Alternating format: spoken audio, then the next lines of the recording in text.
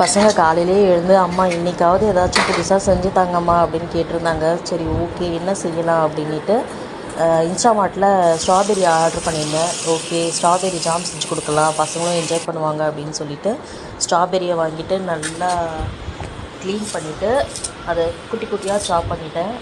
நல்லா ஃபைனாக சாப் பண்ணால் தான் உங்களுக்கு வந்து சீக்கிரம் அது மெல்ட் ஆகும். அப்புறம் அடுப்பில் பேன் வச்சுட்டு சாப் பண்ண ஸ்ட்ராபெரிஸை எல்லாத்தையும் போட்டு நல்லா மிக்ஸ் பண்ணிக்கிட்டே இருங்க. மிக்ஸ் பண்ணிகிட்டே இருந்தால் தான் அது அடிப்பிடிக்காது, இல்லைனா சீக்கிரமாக அது அடிப்பிடிச்சிரும்.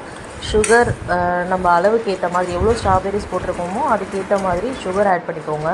சுகர் ஆட் பண்ணிவிட்டு கூட வந்து 1/2 லெமன் வந்து அந்த ஜூஸ் மட்டும் எடுத்து விட்டுட்டு மிக்ஸ் பண்ணிக்கிட்டே இருந்தீங்கன்னா இந்த மாதிரி பேஸ்ட் மாதிரி வந்துடும். நம்மளோட கன்சிஸ்டன்சி என்னென்னா நம்ம ஸ்பூனில் இப்படி எடுத்து பார்த்தீங்கன்னா விடுறதுக்கு கொஞ்சம் டைம் எடுக்கணும். அப்படி எடுத்தால் நம்மளோட ஜாம் ரிசல்ட் பார்த்துக்கலாமா இப்போது? இங்கே பாருங்க, சாப்பிட்டு எப்படி இருக்குன்னு சொல்றியா?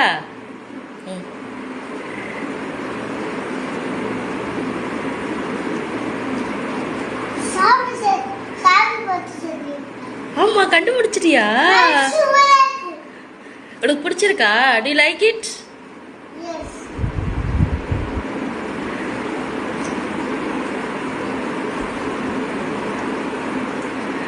Thank you.